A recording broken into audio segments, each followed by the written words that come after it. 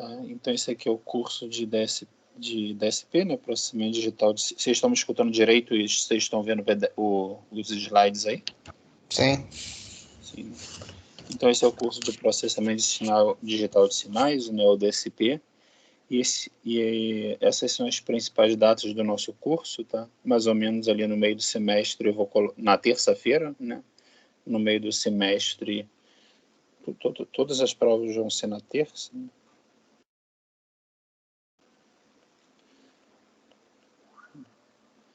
Aí ali no meio do semestre, eu estou colocando a P1, aí depois no final do semestre tem a P2, aí depois da P2, né, depois de 2 semanas, a gente faz a nossa PF. Né? E lembrando sempre que o curso é, né, o conteúdo é cumulativo, tá? Então todo o conteúdo que caiu na P1 vai cair na P2 também. As provas vão ser sem consulta, né? E os alunos vão fazer a prova, eu vou pedir para vocês fazerem a prova com câmera, tá? Quem não tiver câmera, aí vocês tentem arranjar com algum amigo seu só para esse dia, ou tentem filmar vocês aí com o celular, tá bom, pessoal? Se puder aí, isso é importante. Esse é o livro que eu comentei com vocês,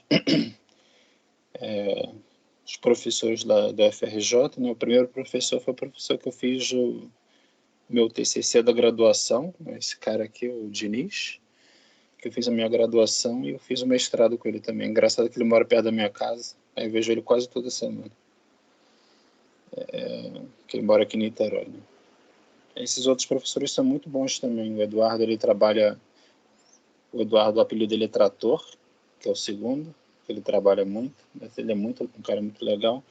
O Sérgio Lima Neto também, só que o Sérgio trabalha com processamento de voz, né? O Eduardo trabalha com processamento de imagens. O Diniz trabalha com processamento de sinais adaptativos e comunicação. O Diniz, eu acho que é um dos mais famosos assim, da área dele do Brasil. Tá? Então, esse é o livro. Essa aqui é a ementa do nosso curso. Né? Na ementa do nosso curso, praticamente tudo que vocês fizeram no curso de sinais e sistemas, vocês vão fazer de alguma forma nesse semestre. Né? Você fez sinais e sistemas período passado, ou Tonelli? Fez com o Felipe. Isso aí. Então, tudo que vocês fizeram em sinais e sistemas para sinais contínuos, né, que é o XGT, então, em sinais e sistemas, vocês fizeram convolução entre sinais contínuos, né, entre x de t e h de t para gerar o y de t. Aí, tudo praticamente que vocês fizeram em sinais e sistemas para sinais contínuos, vocês vão fazer também em processamento digital de sinais, só que é para sinais discretos. Por exemplo, em sinais e sistemas teve a convolução. Nesse curso também vai ter a convolução, só que é entre sinais discretos. Em sinais e sistemas teve a transformada de Laplace. Né? Aí, no lugar da transformada de Laplace, nesse curso a gente vai ter a transformada Z. Aí a gente também vai ter a transformada de Fourier. Né? Aí depois disso a gente vai ver como a gente calcula a transformada discreta de Fourier. Né? O objetivo da transformada discreta de Fourier é que no domínio da frequência, né, nessa transformada de Fourier do capítulo 2, o sinal é discreto no tempo, mas no domínio da frequência, né, a frequência é contínua. Aí com a transformada de Fourier discreta, nosso objetivo é que no domínio da frequência o sinal também seja discreto, para que a gente possa fazer a representação no computador. Depois disso a gente vai fazer a filtragem digital usando BFTs, né? Por último, a gente vai estudar os filtros digitais e a aproximação para filtros de resposta ao impulso finito. Né? Esse finalzinho a gente vai calcular o quê?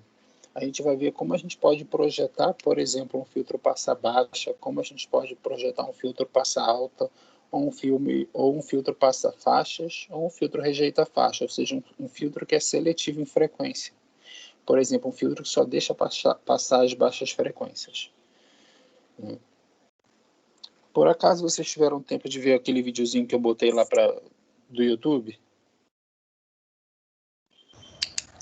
Da voz? Isso. Vi, sim. Não, então, aquele vídeo ele tenta mostrar isso, né? Que você pode pegar uma imagem, né? O que eles fizeram lá, né? Ele vai mostrando assim, né? Aí você tem o espectro do seu sinal, né? No domínio da frequência, então seu sinal tem várias frequências aqui, por exemplo. Aí ele mostra que ele primeiro projetou um filtro, né? Ele projetou um filtro que tirou, né, as altas frequências do sinal, né? Aí qual foi o objetivo dele, por exemplo, de tirar as altas frequências do sinal? Foi para tirar toda aquela parte do sinal que são os ruídos do microfone, todas essas pequenas variaçõezinhas, né? Aí ele também mostrou que eu acho que quando ele tirou as altas frequências, o sinal ficou meio abafado, como se você estivesse falando embaixo d'água, né? Então você pode utilizar esses filtros seletivos no domínio da frequência que a gente vai estudar nesse curso para fazer determinados efeitos na voz da pessoa, né? Como, por exemplo, limpar o sinal, né? Limpar o sinal de algum ruído, né? Ruído do ambiente, ruído do microfone, que está lá em altas frequências, né? Ou para fazer algum efeito do sinal, como parecer com que a pessoa está falando embaixo d'água, né? Então, você pode utilizar a diferença, né, desse curso para o curso de sinais e sistemas, que no curso de sinais e sistemas você precisava de capacitores, indutores, por exemplo, para fazer uma convolução, ou de um computador analógico para fazer uma convolução, né? Nesse curso a gente consegue fazer tudo no computador, e na verdade esse é o objetivo de DSP. Como você pode tratar de sistemas discretos todos no computadores, né? Aí eu mostro para vocês nessa figura, tá vendo? Um computador analógico, tá? Como vocês podem imaginar que é um computador analógico, né? É cheio de fio para lá, fio para cá, capacitor, indutor, tá vendo? Tem tipo um voltímetro ali, né? Um jeito de osciloscópio, né? Então esse é um computador analógico, né? Aí por outro lado, né? O objetivo isso seria o computador que seria utilizado para, né, processar o conteúdo para trabalhar da forma com que vocês aprenderam a ensinar esses sistemas, né? Mas nesse curso a gente vai querer fazer o quê? Tentar fazer tudo em um computador digital, tá? Da mesma forma, igualzinho que vocês têm em casa, né? Aí a nossa pergunta, o que é um sinal discreto, né? Um sinal discreto, na verdade, é um vetor, né? Então você tem esse sinal contínuo, tá? Que é como se fosse o X em azul, que é o XA de T, tá vendo? Aí o nosso objetivo nesse curso, quando a gente faz a amostragem de um sinal, é gerar o sinal o sinal vermelho. Aí como a gente gera esse sinal vermelho? Simplesmente a gente tem uma frequência de amostragem em que, para um espaçamento fixo, tá vendo em vermelho, a gente pega amostras desse sinal azul, tá vendo? Aí, por exemplo, essa primeira amostra vai ser o quê? O X de 0, a segunda vai ser o X de 1, a terceira vai ser o X de 2 e assim sucessivamente. Aí o que nós fazemos? Nós guardamos em um vetor X de n todas essas amostras, tá? X de 0, X de 1, X de 2 e assim sucessivamente. Então o sinal, que era um sinal contínuo super complicado, que variava, né, que tinha um valor para cada instante de tempo, né, contínuo, na reta real, agora é simplesmente um vetor que você consegue armazenar no seu computador, tá? Então esse é o objetivo do nosso curso. Em muitos casos você tem um sinal contínuo de interesse, aí o seu objetivo é o que? É mostrar esse sinal, tá? Para gerar um sinal discreto, para gerar simplesmente um vetor. Aí com mais detalhes, né, da figura anterior, imagina que você tem um sinal contínuo XA de T, né? Aí nosso objetivo é gerar um vetor x de n a partir dessas amostras que estão igualmente espaçadas. Aí nesse caso, tá vendo, a gente tem uma frequência de amostragem, que é o f de s, que é igual a 10 a 3 Hz. O que isso significa? Significa que nós temos 10 a 3, né, 1000 amostras por segundo, né? Ou de outra forma, significa que o intervalo de amostragem, né, o intervalo entre duas amostras consecutivas vai ser o quê? Vai ser de 1 milissegundo, né? Vai ser de 10 a menos 3 segundos. Ou seja, a cada 10 a menos 3 segundos nós coletamos uma amostra. Dessa forma que eu estou pintando em amarelo aqui, né? Então você vê que a distância da primeira amostra, que é o x de 0, para a segunda amostra, vai ser o quê? 10 a menos 3. né? Então, em verde aqui, né, que eu vou pintar, vocês veem que o meu x de n pode ser escrito como?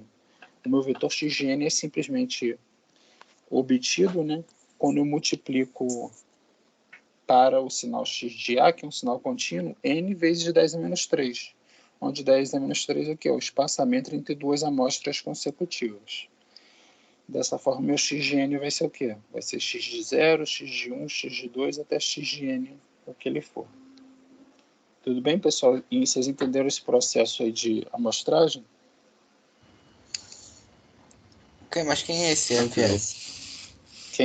Esse FS você escolhe, que é como se fosse a frequência de amostragem do seu sinal, que é quantas amostras você vai pegar do seu sinal a cada segundo. Tá, mas aí você que define então. Isso, você que define. Beleza.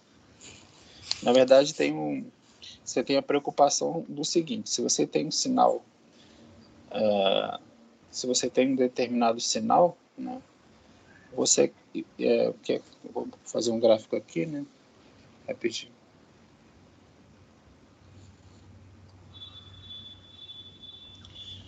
Né, o que a gente vai fazer aqui é mais ou menos o seguinte: você tem um x, imagine que você tem um x de t, tá?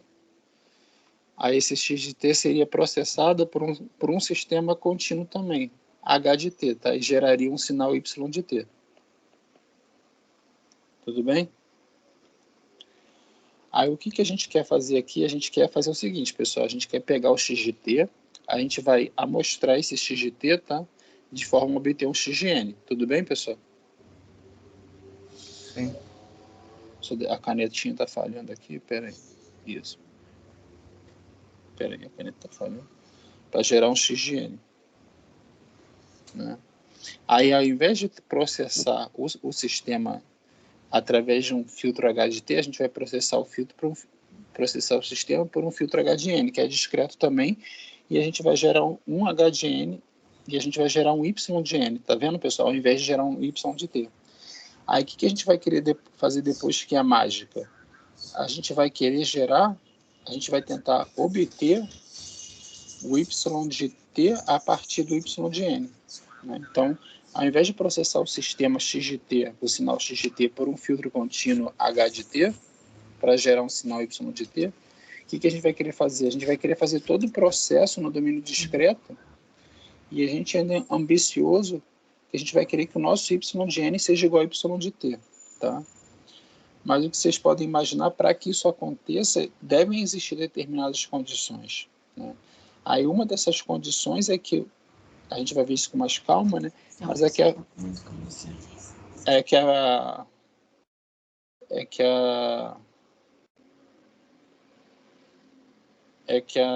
a frequência de amostragem vai ter que ser bem alta. No caso, a gente vai ver que é 2 vezes, né, a frequência, a banda, tá?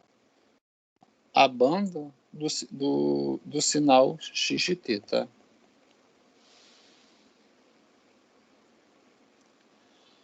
Tá, pessoal? Então, o que eu quis dizer para vocês aqui é que, para tentar fazer essa reconstrução do sinal y de n a partir para fazer essa reconstrução do sinal y de t a partir do y de n, nosso f de s, que é a frequência de amostragem, vai ter que satisfazer algumas condições, ou seja, ela vai ter que ser grande o bastante para que eu consiga fazer essa reconstrução. Esse grande o bastante, em alguns casos, vai ser o quê?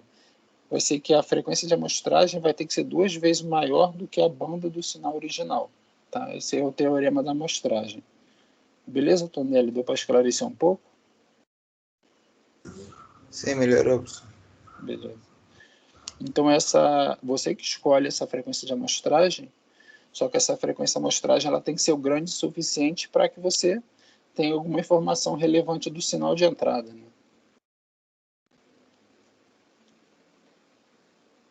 Tá? Então, é isso aqui contrastando no computador digital com o computador analógico que a gente viu, né? Que é menor do que a nossa ponta do nosso dedo, né? E além de tudo, você vai conseguir fazer a operação de convolução, né? Implementar todos esses filtros discretos, né? em Octave, em Python e assim sucessivamente. Ou seja, é muito mais simples do que ter que conectar fios e assim por diante. Essa aqui, na verdade, é uma operação de convolução para imagens que está sendo indicada aqui, tá? Nesse código.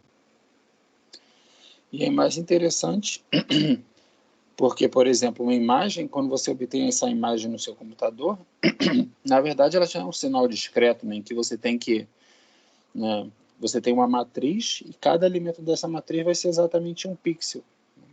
Então você pode implementar tudo que você aprender de convolução, né, para fazer a filtragem em imagens. Então você pode, da mesma forma, tudo que você aprendeu no curso, você vai poder utilizar para fazer o quê? Para aplicar um passa-baixa numa imagem, para aplicar um passa-alta numa imagem. Por quê? Porque uma imagem é simplesmente um sinal discreto, especificamente, ao invés de ser um vetor, né, uma imagem é uma matriz.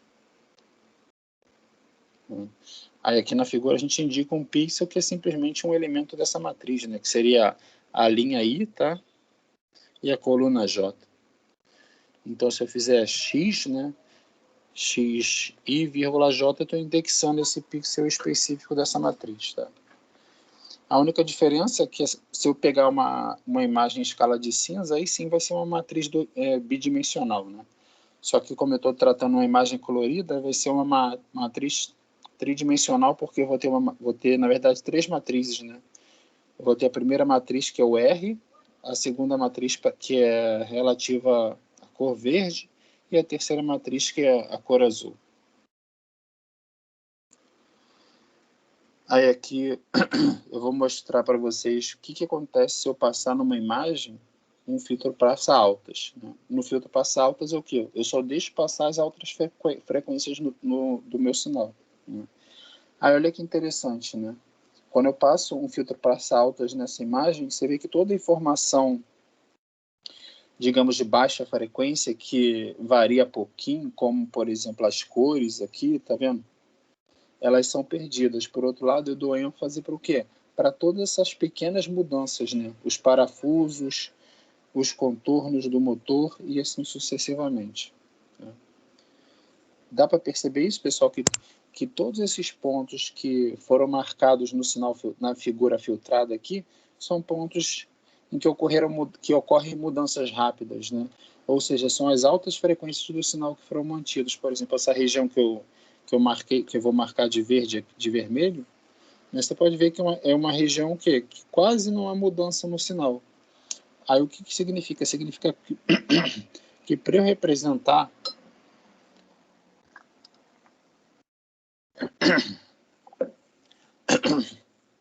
significa que para eu representar essa região, eu só preciso de baixas frequências, por isso que ficou tudo preto. Porque toda essa região ficou o quê? Ficou com valor zero. Deu para entender o que eu estou querendo dizer aqui, pessoal? Sim. Né? Por outro lado, você vê que essa região que eu vou pintar de roxo aqui, né?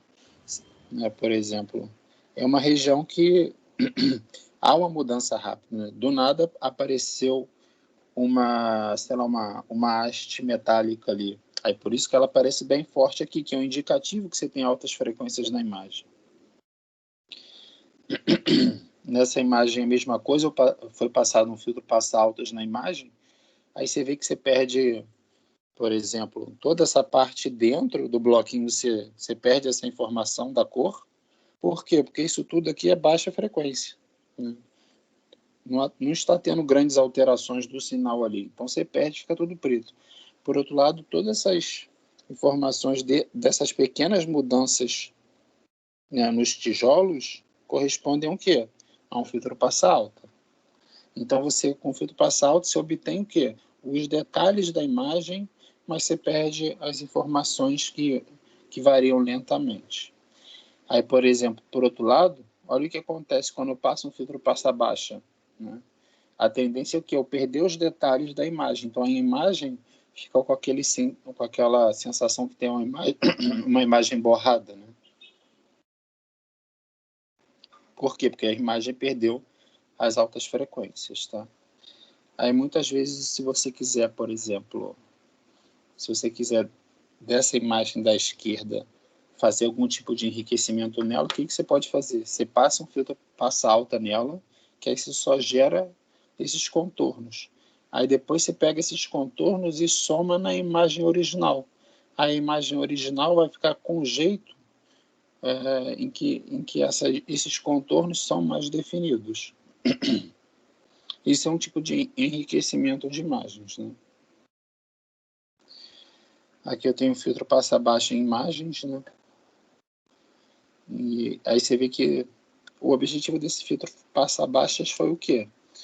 Foi fazer com que esse ruído, né, dessa imagem, nesses pontinhos, que é chamado de sal e pimenta, esse tipo de ruído, desapareça. Então você vê que a gente não ficou perfeito, mas quando a gente passou um filtro passa baixa na imagem, a gente conseguiu atenuar um pouco desse ruído. Por quê? Porque esses ruídos acontecem super rápido. Então, na verdade, esses ruídos estão o quê? Grande parte desse ruído está o quê? Está em altas frequências. Então, passando um filtro passa baixa, em que você remove as altas frequências, você conseguiu remover grande parte, tipo assim, atenuar, né, a influência desse ruído na imagem. Agora, é só uma formalização. Alguma dúvida, pessoal, sobre essas imagens? Já vocês entenderam? Então a correção daqueles programas de edição são esse tipo de filtros? Tem vários tipos de filtro. Tem tipo de filtro de passa baixa, tem passa alta. Por exemplo, no caso discreto, em muitos casos você vai ter a frequência de 60 Hz, né, né, da energia elétrica. Aí o que os profissionais fazem em alguns casos, né, esse aqui no caso seria um filtro contínuo, né, você deixaria passar todas as frequências, mas você simplesmente rejeita a frequência de 60 Hz, por exemplo. Então existem, só que esses filtros que a gente vai falar no curso são filtros lineares, né? Existem filtros não lineares, que um filtro muito bom para corrigir esse efeito aqui seria o filtro da mediana, né? Então, exatamente, você tem diferentes filtros para tentar enriquecer uma imagem ou enriquecer, por exemplo, um sinal de voz, né? Ou alguém cantando, algum instrumento, coisas do tipo, tá? Beleza?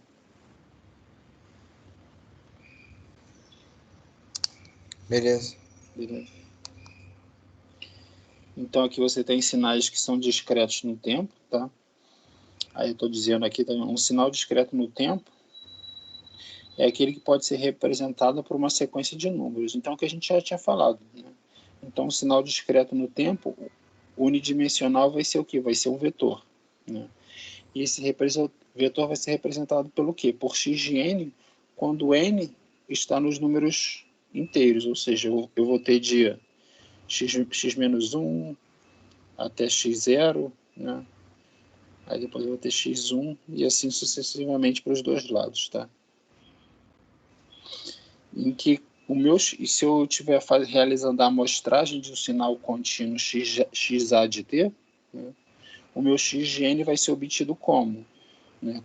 Com x de n vai ser igual a x de a, que é o sinal contínuo, e que as amostras dele estão espaçadas de t, né, de t segundos, tá? Aí o que acontece? Minha frequência de amostragem vai ser exatamente 1 sobre t, que é exatamente o exemplo que a gente viu anteriormente, né?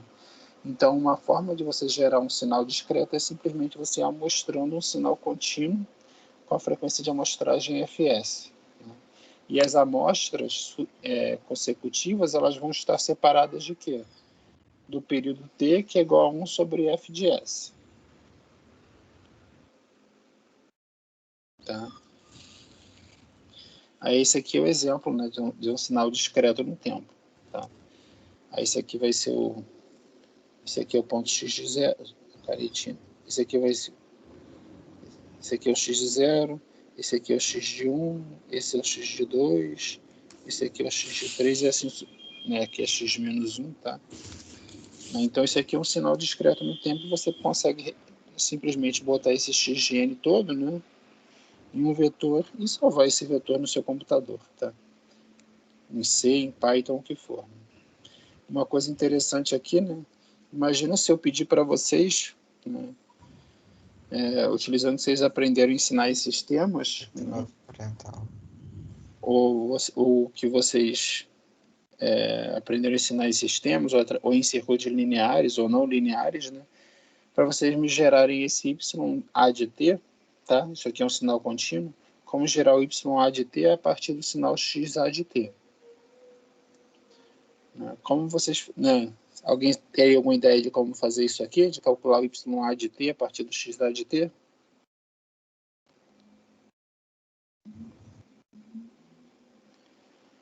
Então é complicado, né? Vocês provavelmente não sabem, eu também não sei como fazer isso, né? Porque fazer essas coisas para computadores analógicos, né, é muito complicado, né? Para sinais contínuos, né? Mas a ideia é que, imagine se vocês conseguissem trocar, né?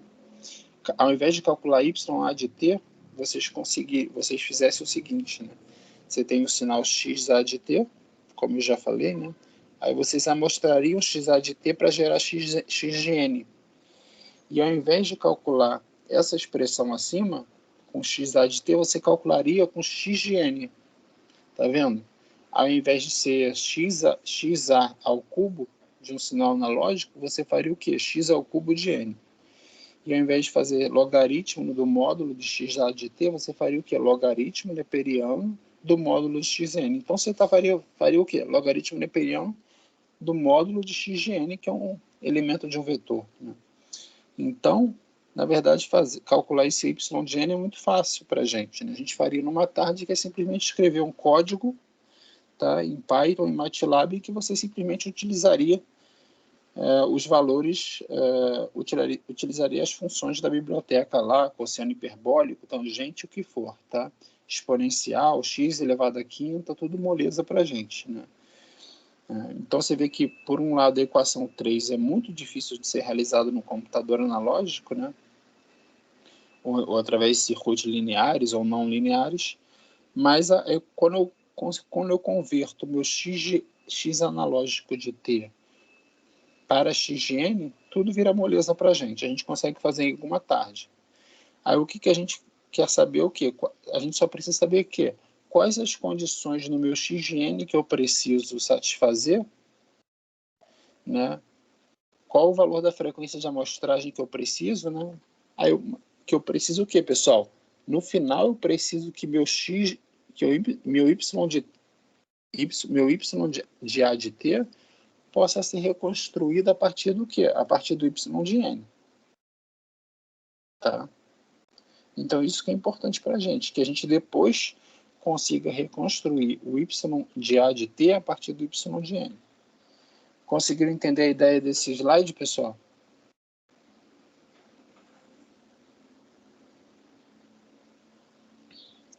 Deu sim. Sim. Beleza. Então, a gente está falando aqui que processamento digital de sinais é uma disciplina que estuda as regras, tá? Que governam então a gente vai estudar os sinais, né? E as regras que governam esses sinais, tá? Por exemplo, a gente vai em sinais e sistema, vocês viram equações diferenciais, né? E no curso de equações diferenciais também, né? Em DSP, vocês vão ver equações a diferenças, né? Então, praticamente tudo que vocês viram para sinais contínuos, vocês vão ver em DSP para sinais discretos, né? Aí aqui diz o que também? Que DSP também lida com aspectos envolvidos no processamento de sinais que são variáveis contínuas usando técnicas digitais. Que é exatamente isso, ó, quais condições que o sistema e a frequência de amostragem precisam satisfazer para que eu consiga recuperar o y de t a partir de y de n. Ou seja, como eu consigo, o que eu preciso fazer para recuperar meu y de n, para recuperar meu y de a de t a partir do meu y de n. Tá? Beleza? Então, por exemplo, aqui no nosso curso, né, a gente vai estudar também o impulso unitário. Tonelli, que fez o curso de sistemas há pouco tempo, vai ser nossa fonte de conhecimento para sinais e sistemas. E aí, Tonelli, como era o impulso unitário em sinais e sistemas?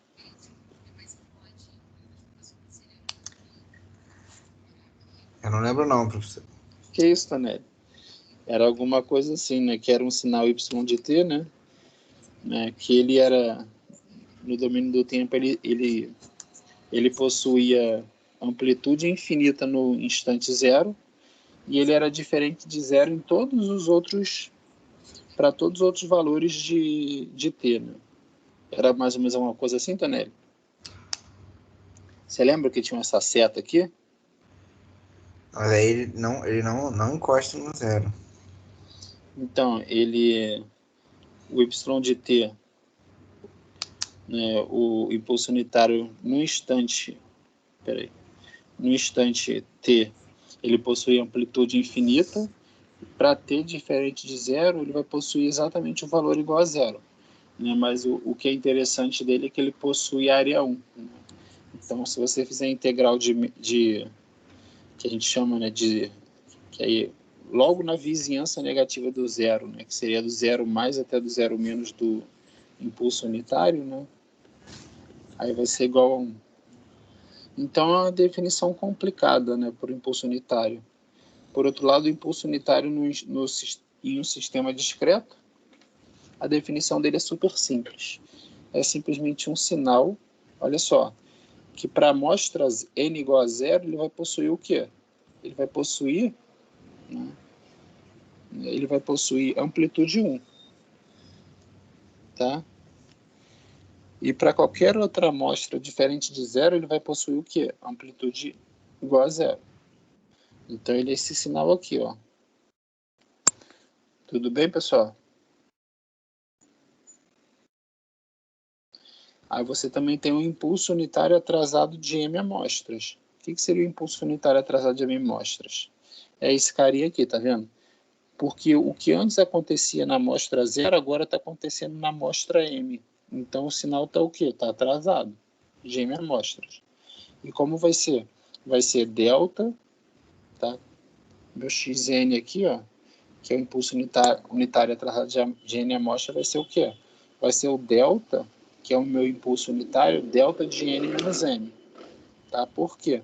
Porque esse cara aqui só vai ser diferente de zero para qual valor de n? Ele só vai ser diferente de zero quando meu n for igual a m. Por quê? Porque para esse impulso ser diferente de zero, eu preciso que o quê? Eu preciso que n menos mzinho seja igual a zero. Ou seja, isso vai acontecer quando? Quando nzinho for igual a m. Né? Então, né, esse impulso unitário atrasado ele só vai ser diferente de zero quando? Quando meu nzinho for igual a m. Por isso que eu li impulso unitário atrasado. Então, esse cara aqui vai ser o quê? Delta de n menos m.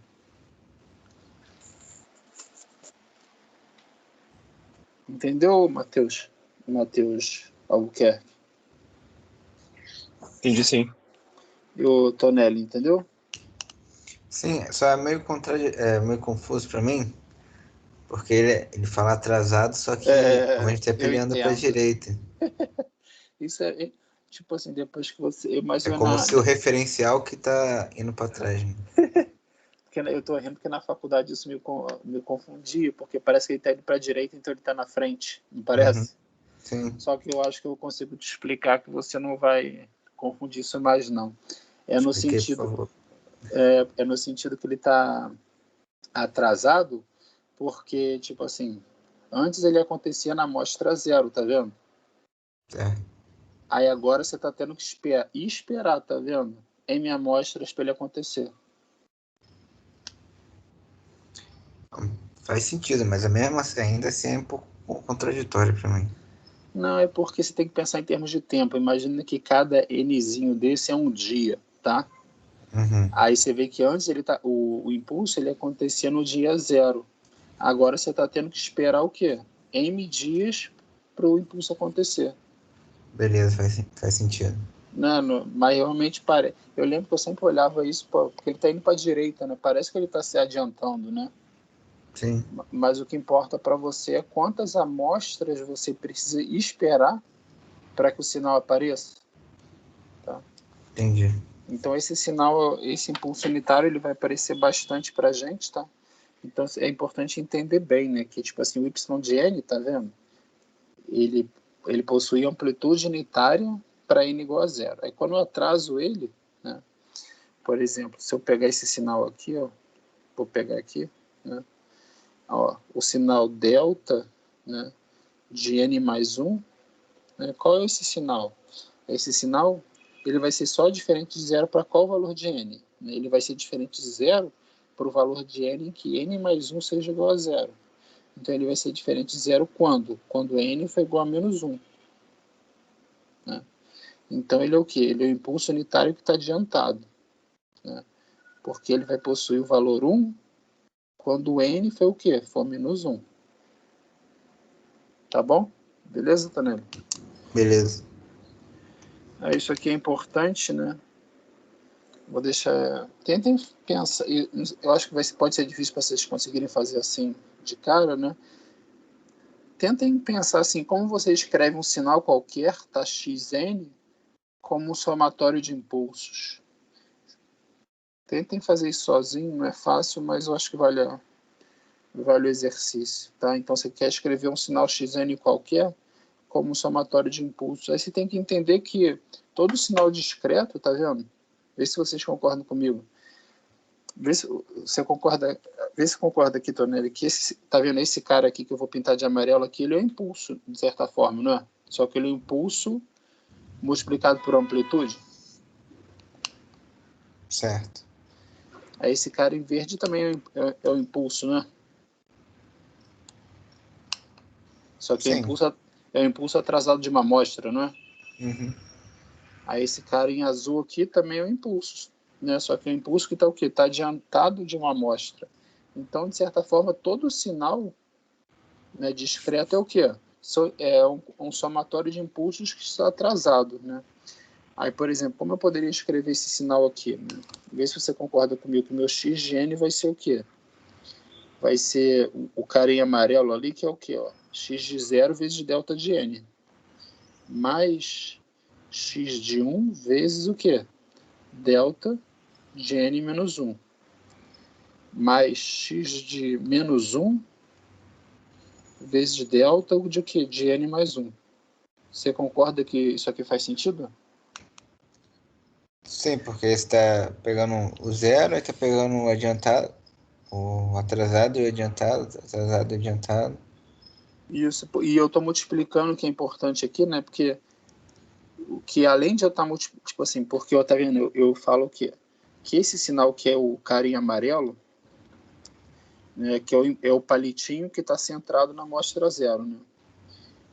Aí só que eu digo também que ele tem amostra, ele tem amplitude o que? X de zero, tá vendo?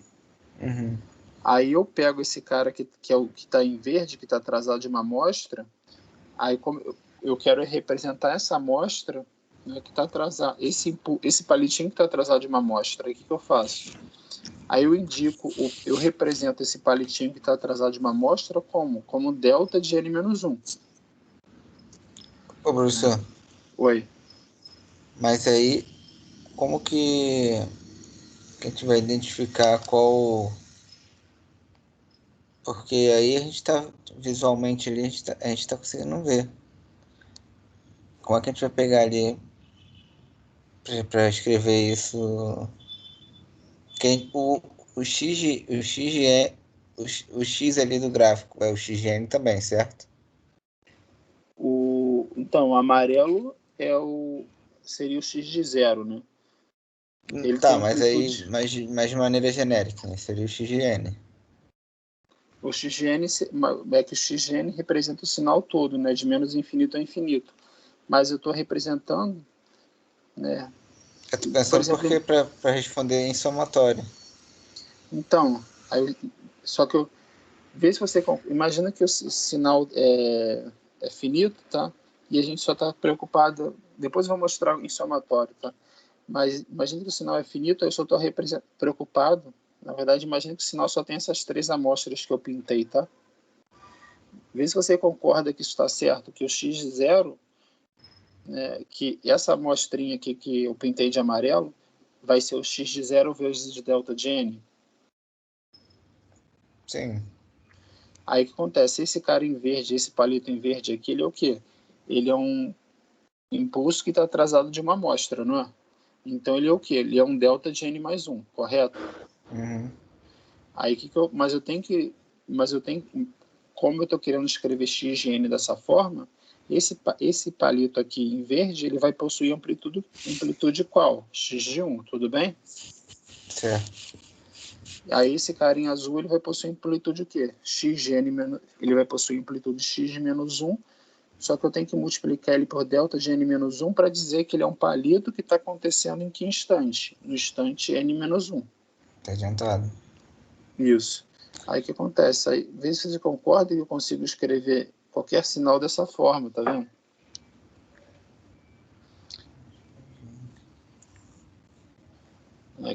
Naquele caso eu tinha o quê?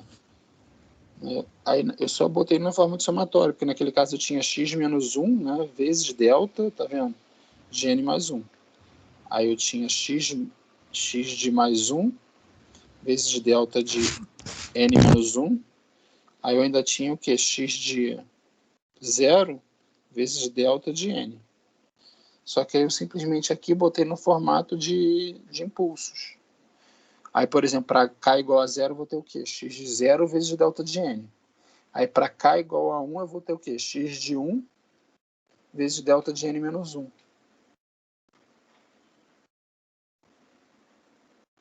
Ah, faz sentido. Faz sentido? Aí você vê que esse x de k, ele simplesmente vai me dizer qual é a amplitude do palito. E esse delta de n menos k, ele vai representar o palito que está atrasado de k amostras.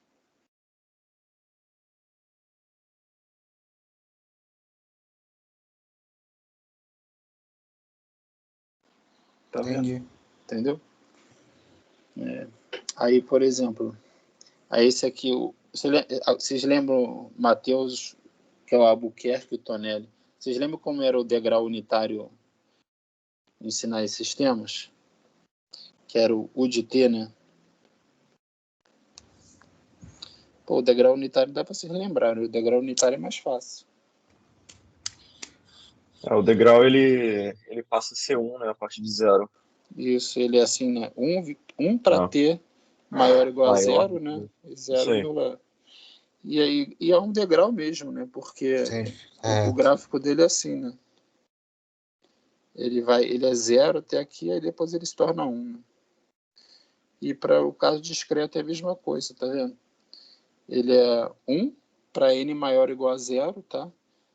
E 0 para n menor que 0. Então ele é que nem no caso de contínuo, né? Que você tem um degrau, a diferença é que você não tem um contínuo de valores, né? Você tem um contínuo de pontinhos, né? E a partir do instante 0, né, você tem que as amostras vão possuir o valor 1. Tá? Aí como que eu posso, pessoal?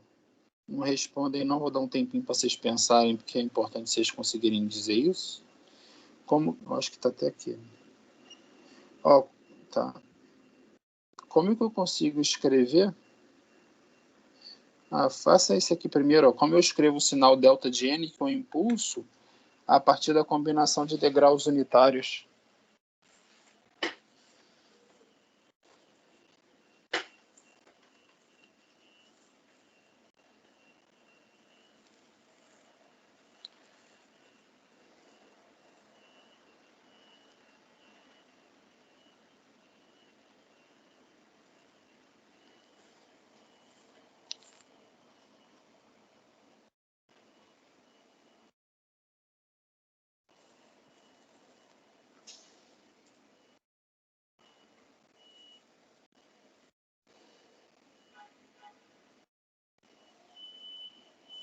Quando vocês conseguirem, vocês me avisam aí. Mas vou dar uns 2 minutinhos para vocês pensarem aí. Como eu escrevo o sinal delta de n, que é o impulso a partir da combinação de degraus unitários?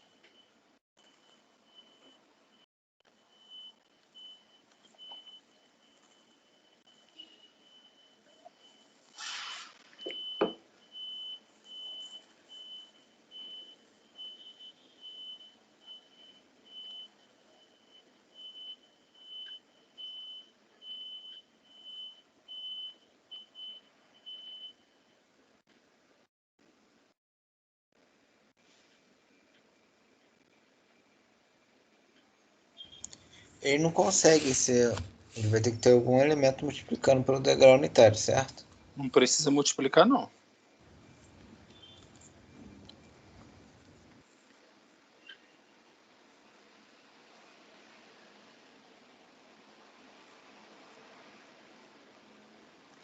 Na verdade, usando a subtração.